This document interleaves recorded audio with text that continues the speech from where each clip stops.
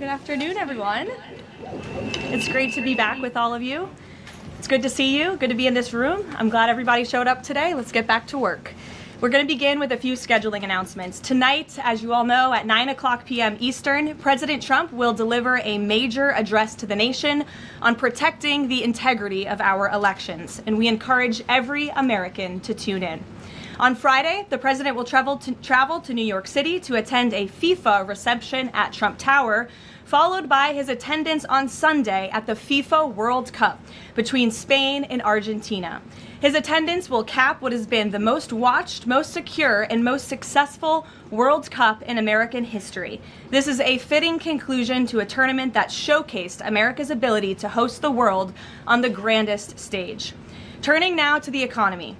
Tuesday's CPI report confirmed what President Trump predicted. Prices are falling, and this administration's economic policies are working.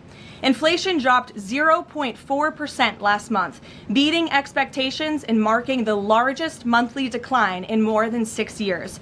Prices fell, including for gasoline, electricity, non-prescription drugs, car insurance, medical care services, and hotels, delivering relief for American working families. We also saw real weekly earnings rise in the month of June. For private sector workers, real wages have increased by roughly $1,000 since President Trump took office, after falling nearly $3,000 during the previous administration. This is real progress made possible by the president's pro-growth economic agenda. There is still more work to do, no doubt, which is why President Trump remains laser-focused on lowering costs and raising wages for working families across the country. Just last week, Walmart and Sam's Club announced they will be lowering prices on thousands of items in their stores across the country. Shoppers can expect meaningful savings on groceries, household essentials, outdoor living products, toys, apparel, and other everyday staples. As President Trump said, Walmart answered his call and stepped up in a big way, and we commend them for that. We hope other major retailers will follow the lead of this patriotic American company.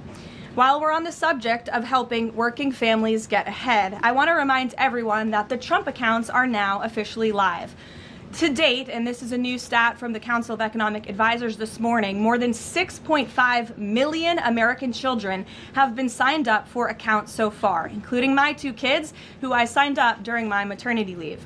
There are a few things I want to make clear about this massively beneficial program that has the potential to literally transform the financial future of this country. First, any child under the age of 18 is eligible to have a Trump account opened in his or her name. This is a free investment savings account that costs nothing to open. Second, thanks to President Trump, every child born between January 1st, 2025 and December 31st, 2028 will receive a $1,000 seed deposit from the United States Treasury. Third, parents, guardians, relatives, and friends can contribute up to $5,000 per year combined for each child. Employers can also contribute up to $2,500 per year on a tax-favored basis, counting toward the annual cap. The president believes there is no better investment than in America's children. Government projections show that a child whose family maxes out contributions could see the account grow to nearly $300,000 by the time the child turns 18. This is, I think we can all agree, an enormously powerful head start toward the American dream. These funds can be used for college, starting a business, or purchasing a home. This is truly a transformational, nonpartisan program. So I encourage everyone listening with a child to establish a Trump account today for your child, and tell everyone you know with children to do the same. The app is also incredibly inviting and easy to use for parents at home. Finally, let's turn to the border. Brand new numbers this week from the Department of Homeland Security and Customs and Border Protection confirm that for the 14th straight month, this administration has released 0 illegal aliens into the United States. Again, let me reiterate, the 14th straight month, not a single illegal criminal alien has been entered into our country, released into our country by this administration. Illegal crossings in June remained at historic lows, and Southwest border apprehensions are down 94% compared to the same period under the Biden administration. These numbers speak for themselves. Thanks to President Trump's strong leadership and unwavering commitment to law enforcement, America has the most secure border we have ever had in our nation's history. The administration continues working to reverse the previous influx of millions of illegal aliens into our country by the Biden administration, and our law enforcement professionals, God bless them, are arresting criminal illegal aliens across the country, including those convicted of the most heinous and violent crimes. This past weekend alone, ICE arrested a Mexican national and gang member convicted of second-degree murder in California, a Dominican national convicted of aggravated manslaughter in New Jersey, a Saudi national convicted of indecent liberties with a child in North Carolina, a Mexican national convicted of continuous sexual abuse of a child in California, a Nicaraguan national convicted of second-degree child molestation in Rhode Island, and a Mexican national convicted of lewd acts with a child under 14 with force in California. These are egregious crimes, and again, I think we can all agree that none of you would want these individuals living in your communities, and you have this administration to thank that they are on their way back home. The American people delivered a decisive mandate to arrest and deport these dangerous criminals, and President Trump is wholeheartedly committed to delivering on that mandate every day. He will never waver in his duty to defend our homeland and protect the American people, and he has proven without a shadow of doubt that the chaos and the lawlessness that we saw every single day at the border and across our country under the Biden administration was a choice, and it is a choice this president has chosen not to make. While this work is far from finished, the border is secure, and deportations will continue. With that, I'll take your questions today. I look forward to doing so. I know there's a lot of news. We have two people in our new media seats today, Rachel Bade and Ben Black. Rachel, why don't you kick us off? Ben will give you a question, and then we'll get to the rest of all of you. Thanks, Rachel. Thanks, Caroline. Welcome back to the briefing room, and congrats on your baby. Thank you. Two questions, Sure. if I may. The first one, a fun one for your first day back. You now have two babies under 2 years old. I do. As someone who has a 4-year-old, I can only imagine how little you are sleeping right now. What is your one tip or secret to women who want to have it all, the kids and the hard-charging career? Well, thanks for the question, Rachel, and it is really good to be back with all of you. I don't think there is a secret. You just have to show up every day and keep going, and it really does take a village. Take the opportunity to shout out to my husband, who's home with our babies right now. I look forward to returning home later to be with them, but it's challenging. But for me, I view this as more than a job. I view this as public service on behalf of a president who I firmly believe in everything this administration is doing and really creating a better country for my children and their future, and I'm very grateful for that. Blessed to both be working in this job, but also to have two beautiful babies at home. And as you know, Rachel, and any mom in this room knows, there's nothing better than being a mother. So thanks for the question. Babies are the best. Okay, a question about tonight. There are a lot of Republicans in this town who very much support the SAVE Act and want to make sure, you know, our elections are upheld, election integrity, top priority for them. But some of them are concerned that tonight's primetime address might focus on, you know, elections of the past, relitigating them, rather than voter concerns of today. I'm wondering, can you tell us if the president tonight is going to talk about the economy? You just talked a lot about the economy and what we're seeing there. And what does the White House say to Republicans who are worried that election issues like this could actually turn off swing voters? Well, a few things. I would encourage everyone to tune in tonight. I've seen a lot of reporting and frankly misreporting about what the president will say. I think the American people will be relieved to hear what they are hearing from the president of the United States and his commitment to transparency and the focus on the integrity of our elections tonight. I think all Republicans and Democrats should recognize this should be a nonpartisan issue. If we don't have safe and secure elections in our country, we cannot have a country. It is a vital part of our democracy, of our constitutional republic. The president will be speaking about that tonight. And in addition, at the very same time, of course, he is working on all of these economic issues that the American people have at home. I just read to you the latest inflation numbers are looking good, the best report in 6 years. The president, Republicans and Democrats and all Americans have this president to thank for the largest tax cuts in American history, which every Democrat on Capitol Hill voted against. You have this president to thank for the Trump accounts for our children and securing the future of the American dream. So this president is doing a lot, but obviously safe and secure elections are a true tenet of our constitutional republic, and the president will be speaking about that tonight. Thank you. And Ben, please. Hey, so I'm from England. I've been following the World Cup all around, absolutely loving it. Unfortunately, we got knocked out last night, so I'd love to ask a Sorry for favour. the loss. I'll skip over that. Tough day for you today. Yeah, it's all good though. But I want to know, so all these football fans coming to America, absolutely having a great time. I've had an amazing time. What do you want these football fans to take away from their time in America? Sure. Well, I'm so glad you enjoyed your experience here in our country, and sorry for the loss. We look forward to the final match on Sunday, and I know the president looks forward to attending, but I think the world saw that this president and this country is able to put on the greatest show in sports in the world. And we are a kind people, we are hardworking people, and we have the best country on the planet. And I know I've loved seeing the videos from foreigners from around the world who have traveled to the United States and have been quite surprised about how lovely and enjoyable the United States is. I don't think we get enough credit from the international media around the world, but we encourage everyone to come and experience America for themselves. So thanks for being here. Absolutely. And safe travels home. You're welcome. Caroline. Garrett. Caroline, welcome back. Good to see you.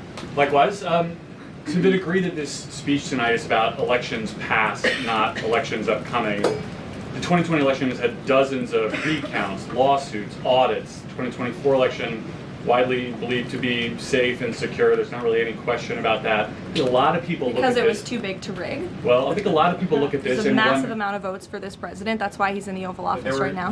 No one disputes that. And there were a significant amount of votes for Joe Biden, who won in 2020. I mean, I think the question is, why is the president unable to let this go?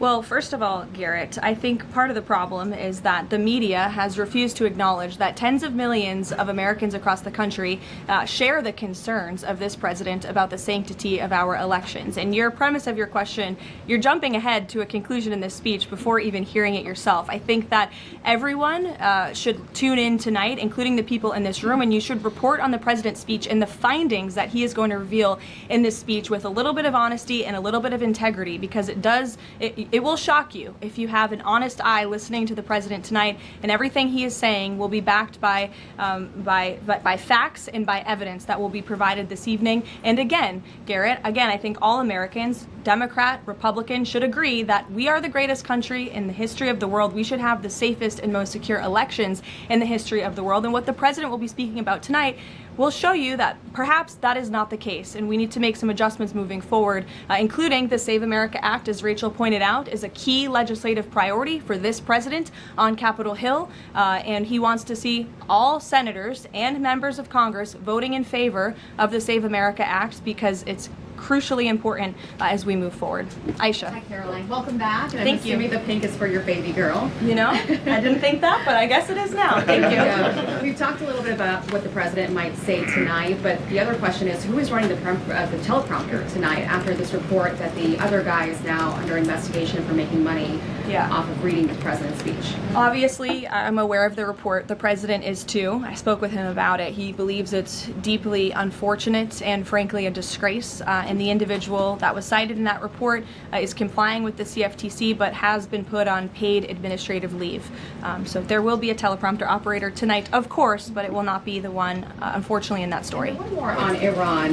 The Vice President, J.D. Vance, went on this podcast with Joe Rogan yesterday, talked about Israel, in which he said that there are some people within their system that we know beyond a shadow of a doubt who are manipulating and trying to change American public opinion to keep the war going on indefinitely. Does the president agree with that statement? I think the president would certainly agree that, yes, foreign countries certainly do try to persuade American public opinion. There's no doubt about that. I think it's just a basic fact. Ed. Good to see you, Caroline. Following up on the teleprompter and then one on tonight's speech, what steps is the White House taking to ensure something like that doesn't happen again? Well, the White House has extremely strict ethical guidelines with respect to issues like this, and as I just told you, this individual will no longer be here. He'll be on paid administrative leave. I'm sorry, without pay. The administrative leave is unpaid, to be very clear. That was a decision by the president, so I think that speaks for itself. On the concerns about the election, will the president accept the results of November's elections? Look, Ed, you should tune into the president's speech tonight before you jump ahead to conclusions about what's actually in the speech. Again, I've seen a lot of reporting and misreporting about what the president will say. We hope CBS will take the speech, and all Americans should take it. Okay, but I'm not presuming anything. I'm just asking whether he accept the results. Caroline, 2 questions on the Trump accounts. First, following the birthright citizenship case, is there concern that babies that are born to illegal immigrants here in the United States are not excluded from these accounts? And also, since the $1,000 per child from the Treasury seeds these accounts, can you assuage concerns from those who feel this is wealth redistribution? I would certainly not describe it as that. As you know, this was an incredible private-public partnership. We had incredibly generous Americans, Michael Dell, and many others who contributed to the fund for the Trump accounts. So that money will then be passed along to America's children, which I think is a great thing that all Americans from all political persuasions can agree upon. With respect to your question on birthright citizenship, I think the president has made his view and the White House has made our view on this case quite clear. We're going to continue to move forward to work with Congress, hopefully in the future, to remedy this problem in our country and to ensure that we cannot have this scam continuing where you have foreigners from all around the world traveling to our country to give birth to babies who are then given the greatest privilege on the face of the planet, American citizenship. That's not how our founding fathers intended this country to work or to operate, and the administration is committed to finding solutions to remedy that. Do they have access to the Trump accounts, though? Those are children of those illegal aliens? That's not something I've discussed directly with the president, so I don't want to speak out of turn on that. As you know, Carrie, all American citizen children are able to access the Trump accounts as it stands right now. Sure, go ahead. Thank you very much, Mark Stone from Sky News. Can I switch to Iran, please? Sure. And specifically, the Manab school attack. 120 children dead, 26 of their teachers. A Sky News investigation released today points to all this being a tragic mistake by America, by the US military. So could you explain, please, why the president is repeatedly saying it wasn't America when he hasn't actually, he says also that he hasn't even seen the report? I can't speak to the Sky News investigation respectfully because I have not read it. All I can speak to is what the president has said as I speak on his behalf, and the investigation continues, and we would defer you to the Department of War for further questions on it. Do you mind following up, if I may? Sure. I just want to My understand. answer is not going to change. I just want to understand why he consistently says it wasn't us, we didn't do this, when all the evidence and indeed the preliminary report, and we've spoken to a military insider who says this was human error.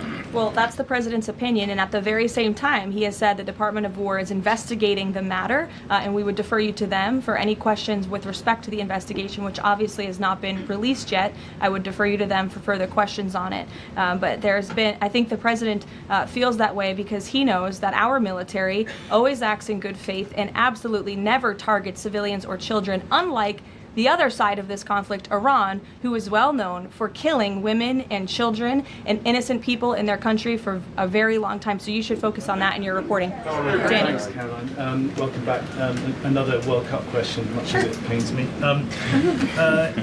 President Trump had some harsh words for Spain at the NATO summit last week about their spending. Does that mean he's going to be supporting Argentina Sunday? Danny, it is a really good question, and I'm disappointed in myself for not asking the president before I came out here, knowing you would probably ask. I haven't talked to him about it, but we'll get you an answer on that. You're welcome to ask him yourself at some point before the game. I'm sure you'll see him, and I'm sure he'll have a fun answer for you on it. Sure, in the middle, go ahead. Sure, Jasmine, go ahead. Thank you, Caroline. Welcome back. Thanks. Back on the teleprompter issue, Notice reported earlier this year that Kalshi was inaccessible on the Wi-Fi that journalists here at the White House have access to. Are staffers back in the West Wing and other parts of the EOB, et cetera, do they have access to Kalshi and Polymarket on their Wi-Fi? On our work computers? Yeah. Honestly, I've never tried, so I don't know. But I'm happy to go try and get you an answer on that. Another question, Caroline. In the back, Reagan. Sure. I just wonder, Jasmine, go ahead, and then Reagan.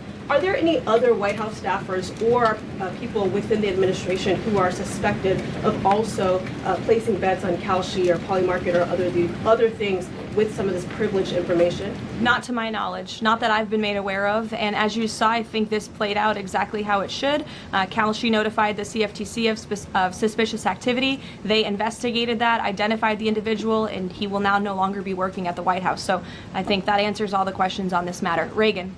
Caroline, I have a question for you on the Save America Act and Sure. Senator Graham, and then a quick question on Iran. Sure. Trump said in one of his final conversations with the late Senator Graham that he was talking about the Save America Act and that he felt like they were in a great position with it.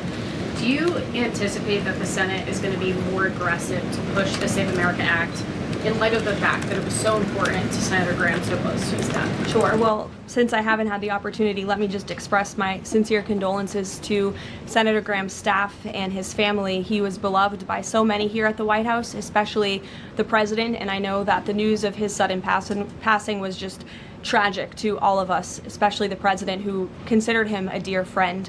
The Save America Act, as I said, Reagan, is of vital importance to this president, and he wants to see it move forward. I understand that Capitol Hill and Speaker Johnson are moving forward with attaching as many elements of the Save America Act as possible to the Budget Reconciliation 3.0. Here we go. The president is supportive of that process, and he hopes that Republicans will vote for this important piece of legislation. The Budget Reconciliation bill not only will address the Save America Act, but also ensure important aid for our farmers and our war fighters, which the president supports as well. Brian. Thank you, Caroline. Welcome back. Thank you. On the Kalshi situation, I have just a few questions on that. Sure. This individual has been accused of making trades around the president's speeches for months. I mean, this has been going on since at least earlier this year, maybe even before that. Did the White House counsel have any awareness that this was going on with this individual? And if not, No. so if no, then why not? Is there any sort of plan in place to try to figure this out, to see if anyone else is doing this, or to track future people from, see if they're making these types of bets in the White House? Any discussions around that? Look, there are very strict ethical guidelines here at the White House that explicitly state not to do this, and the White House counsel's office makes that clear to all of us who sign up to work in government on behalf of the president. So I think there has been a plan in place. This individual unfortunately violated the plan, and therefore he's paying the consequences for it. I don't know why there's further questions I on just want to follow on this, but then doesn't that leave open the possibility, even though there are the rules, I mean, there's no disputing there are strict rules on this, but if there are no mechanisms in place, and then I'm not saying that there are, there should and should not be, but if there are none in place to try to track this happening inside the White House and inside the executive branch of the government, doesn't that leave open a possibility for this to keep happening or happening again, and these result people making bets like this inside the administration? Again, there are very strict ethical requirements required by all staffers and officials here at the White House, and if they are violated, people will pay consequences for that, as you're seeing with this case. Libby. Caroline, welcome back. Thank you. I have a question about Senator McConnell, but first on Iran. President Trump has now greenlit strikes on Iran for nearly every day this week. Does the White House describe negotiations more at a standstill or essentially completely over? Well, I've spoken with the president about this as recently as an hour ago. Iran very much continues to talk to the United States of America and express that they want to make a deal with us because they are suffering devastating blows on behalf of our United States military. The reason, and this is important for the American people to understand, the reason for the recent strikes over the course of the last several days is because Iran violated the Memorandum of Understanding that we struck with them. Specifically, in the Memorandum of Understanding that they signed, they were not to fire on commercial vessels moving through the Strait of Hormuz. And unfortunately, they have made the tragic decision for them to do that. And President Trump is not going to sit by and allow these active acts of terrorism to take place in the Strait without ensuring Iran pays consequences for that, and that's what we are witnessing right now. Spoke to him about this within the last hour. I mean, does he essentially seem fed up with these negotiations? And can you explain why the American people should think that a deal with Iran would even be worthwhile at this point, given the fact that they broke it already?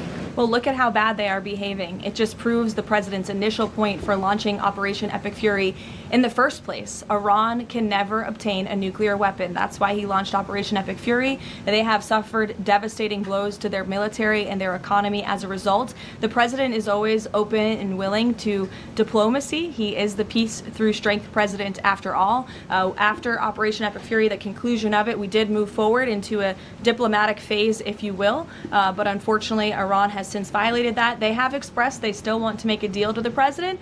We're talking to them, but again, the president is not going to allow them to fire on ships in the Strait without paying a consequence for that. And I think just one more point, I think throughout this entire endeavor, the president has proved not just to Iran, but to the entire world that we can hit Iran anytime, anywhere, any place, and their ability to defend themselves has been essentially wiped out because of this president and Operation Epic Fury in the first place. Sure. Lena, go ahead. Thank you so much. Welcome back. Thank you. 2 questions for you. If I can read 2 comments, one made by President Trump and one made by the Vice President on Iran.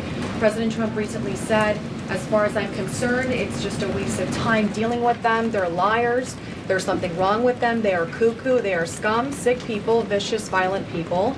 And then Vice President Vance went on Joe Rogan last night and he said, I'm very frustrated by the Americans and frankly by people in other countries who say you cannot negotiate with the Iranians. So your response to these contradictions, because I think you can understand how that's confusing for Americans with this mixed messaging. And then second question for you, at least 6 Americans are still detained in Iran. Will President Trump make this conditional, a point of condition in continuing these conversations with the country as well as political prisoners and also people that are still being executed in Iran to this day? Sure. To your second question, I'll never create a red line or a condition on behalf of the president without his blessing. I haven't heard him say that, but obviously ensuring the return of Americans wrongfully detained or held hostage all over this world remains a priority for him, and he has done so in a tremendous way over the course of the last year and a half. Americans from all over the world have returned home thanks to this president and the efforts of his national security team.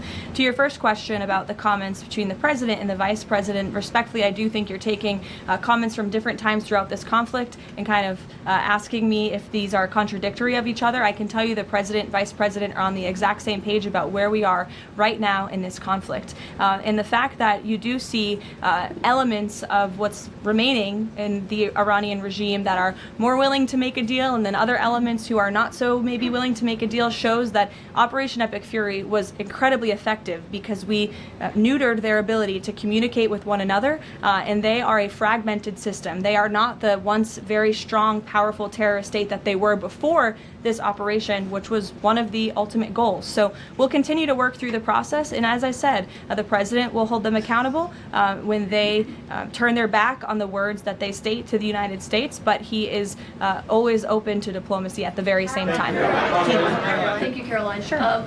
Regarding the president's speech tonight, he's been in office over 540 days now. If what he says is tonight is backed up by evidence, why hasn't anyone been charged? Well, he hasn't revealed it yet. He hasn't declassified the documents yet, and you will see what he says tonight, and then we'll move forward appropriately from there. Tonight from the Justice Department? I don't speak on behalf of the Justice Department, Caitlin, you know that. Rachel. By evidence, will there be charges? You'll have to ask the Justice Department. I don't charge people. I just speak on behalf of the president. Rachel. Thanks, Caroline. Welcome back. Just a point of clarification really quick. On the staffer who is accused of profiting off of the president's speeches, you said he'll no longer be working here. Is he on administrative leave or is he going to be fired after it's over? He's on unpaid administrative leave right now. Okay.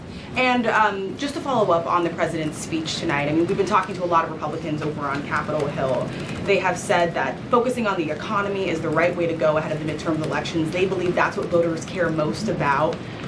What does the president say to Republicans who think that focusing on the 2020 election, election integrity, all of these issues right now is not the right approach so close to the election? Well, again, you guys have not heard the speech yet, so I would digress with the criticism until you actually hear what the president is going to say and what he's going to say when he addresses the American public. I would also add again that the administration and especially this president are able to walk and chew gum at the same time and tackle a number of issues on a number of different subjects every single day. We see that president do that working around the clock on foreign policy, on domestic policy, all of the time. You all report on it, you have to keep up with it, so I think you can agree with me on that point. And I would also add the president will continue to be traveling all around the country to talk about the economy. We were just just in Pennsylvania a couple weeks ago, touring a Mack truck facility, which has been greatly strengthened and enriched because of this president's economic policies over the last year and a half, and he loves doing that, and he will continue to do so. Jennifer, go ahead. We have seen with the increased community strikes a real decrease in traffic through commercial traffic through the Strait of Hormuz. What is the U.S. doing right now to facilitate flows through the Strait of Hormuz and preemptively address the risk that Houthis will actually choke off the Red Sea oil route and that prices will increase further before November? Sure. Well, two separate questions. First, let me address what's happening in the Strait right now. We know that there is a blockade of ships directed by the president for ships entering and departing Iranian ports only. This has been fully implemented and is in full force. This blockade was reimposed due to Iran's inability to honor their agreement with the United States of America. More than 10,000 U.S. sailors, Marines, and airmen, along with 2 aircraft carriers and more than 20 warships and dozens of aircraft, are executing the blockade mission as we speak. And during the first 24 hours of the blockade, U.S. CENTCOM has redirected 2 compliant commercial vessels and disabled 1 non-compliant vessel. So look, the Strait is open for ships that are not traveling to and from Iranian ports specifically, and the U.S. Navy is there to ensure that can take place. With respect to gas prices, as you know, the price of oil right now is approximately $80 a barrel, maybe a little less. Before I came out here, that's what it was at. Gas prices are down approximately 60 cents a gallon off the peak of this conflict, and the president was honest with the American people from the beginning. There may be temporary disruptions in the oil market, but what we haven't seen is what all of the naysayers said, that there would be massive increases in the price of oil that so many warned about. And that's in large part because of the president's domestic energy policies here at home to revamp our domestic production here, but also the administration has taken many swift actions to mitigate these temporary disruptions. As you know, we've released oil through our SPR, the Jones Act waiver, which has been incredibly effective, fuel environmental waivers. We also, President signed the Defense Production Act to restart California oil production. So all of these very swift and mighty actions on behalf of this administration have led to a rather stable oil market, and the president will continue to do all he can to ensure prices come down, stay stable for the American people and the American consumer until the end of this conflict. And ultimately, I think Americans should keep in mind why we're doing this in the first place, to ensure that Iran, a terror state, can never obtain a nuclear weapon. Dasha, go ahead. Nice to see you back. You too. 2 questions, one on tonight and one on immigration. It strikes me listening to the conversation in this room about Iran, given the questions that folks on both sides of the aisle have about strategy and endgame, given that the United States has intensified strikes on Iran, typically in a time of conflict, when the president gives an address to the nation, you would expect him to address this conflict. Number one, will he talk about Iran, and why is that not the major topic of his speech? Does he believe that the SAVE Act and the 2020 election integrity are more important right now? Well, no, it's not a matter of importance. It's just a matter of timing. The president will be making a very important announcement with respect to the integrity of our elections. However, it is also very possible at the top of the speech he will mention the current situation with Iran and also the economy as well. As you all know, President Trump is a man of his own word, and he sometimes is thinking about these things up until he walks out. But we have had conversations about him addressing a range of topics, and that could very well be possible tonight. Again, this is all more reason for all of you to carry the speech live and for the American people to tune in tonight so they can hear directly from the the president and draw their own conclusions. Caroline, go ahead. Immigration. Caroline, sorry, I just wanted to add the immigration question real quick. Sure, Caroline, go ahead. Sorry.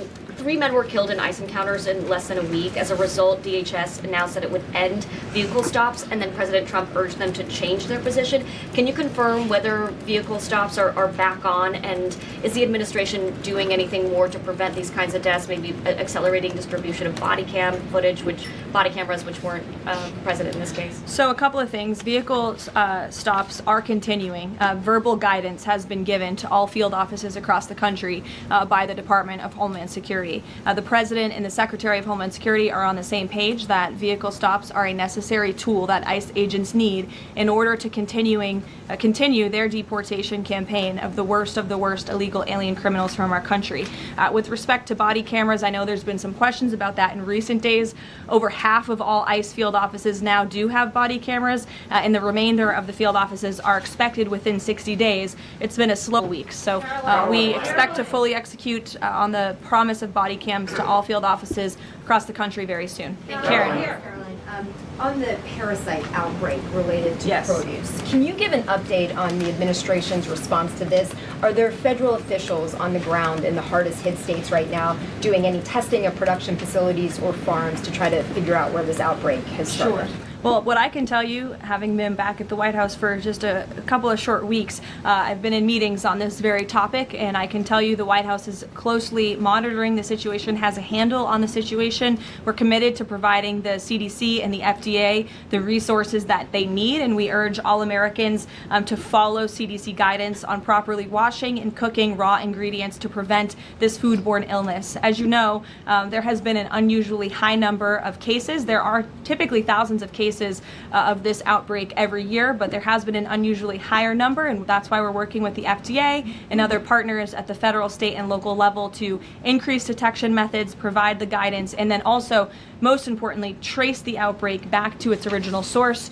which we are currently in the process of doing. The permanent leadership at the CDC and FDA and any funding cuts, has that slowed the response to figure out where this outbreak has started? No, we've talked to the CDC and FDA specifically about that, and not at all.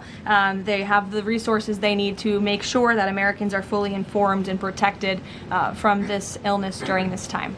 Caroline, please. Caroline, welcome back. Thanks. Last year, the administration signed a critical minerals deal, mining deal with Kazakhstan for a little-known U.S. company. It was an agreement that President Trump and Howard Lutnick got tentative approval for with Kazakhstan's president in September. 6 days before the deal was signed, which was in November, the president's older sons with other partners took a 20% investment in a company related to the deal. What did the president know about his son's involvement in this arrangement, and when did he find out about it? From my understanding, Maggie, nothing. I've spoken to the president and his family about this. They would absolutely never do anything that would put the president in a place of a conflict of interest. And we have timelines to give you and to provide you, which we did to the news media at the time when this story broke, to prove that very point that I just made. Sorry, just 1 second. So the president did not learn about it until it was in the media? That was when he found out? That's my understanding of the matter, yes. Caroline, Go ahead. Thank you very Carrie, much. I'll go to you after. Just Thank you. Sure. Thank you. Go ahead. Me? Okay. Why don't we just... Okay, thank you very much. Mr. Kurdi, Starting in the very, back. very welcome back. Okay. Thank you. Yesterday, Iran launched a drone attack against U.S. facilities in Erbil, threatening American personnel and the Kurdistan region, one of the American closest partners in the Middle East. What is your message to those responsible? And are you staying with your loyal ally in the Middle East and at least helping them to defend itself? Who launched the attack? You're saying Iran, yes, Kurdistan of course. region. Well, I think I've addressed that previously in saying that Iran has unfortunately shown to violate the word that they struck with the President of the United States. They're paying consequences for that in the strikes that the President has authorized in the recent days. Thank you, Caroline. You were with the President in Ankara for the NATO summit, and there Ukraine was one of I was not, actually. Oh, you were not? Okay, yeah, but the issue of Ukraine was one of the most important topics there, and the situation is escalating between the two sides in these days, but there are still efforts. Can you give us more information about where we are and how the local power breakers, including Turkey, are involving in order to solve the problem? Sure, I'll check with the National Security Council and get back to you on that with more specific guidance. What I can tell you is I know the President greatly enjoyed his visit to Turkey, and not just his participation in the NATO summit, where he applauded the United States for getting our NATO allies to step up and pay their fair share for our defense,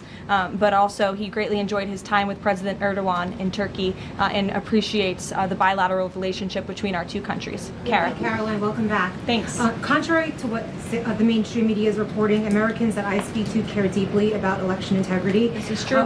Why do you think the mainstream media is so fearful of tonight's speech and anything to do with election interference? And why are they attempting to discredit President Trump's speech before they've even heard it? And lastly, what's your message to AOC, who is asking for President Trump, the mainstream media, to actually censor the sitting president's speech tonight? Yeah, I think that the mainstream media should air the president's speech and allow the American people to draw their own conclusions from it. Again, I think it's important that the American public hears directly from the President of the United States on a topic that, to your point, is very near and dear to the hearts of many Americans across the country, the integrity of our elections. This should be a nonpartisan, non-controversial issue, and I think you'll hear the President talk about that tonight. So we'll see you then. Thank you. He was telling the President that he wanted 2020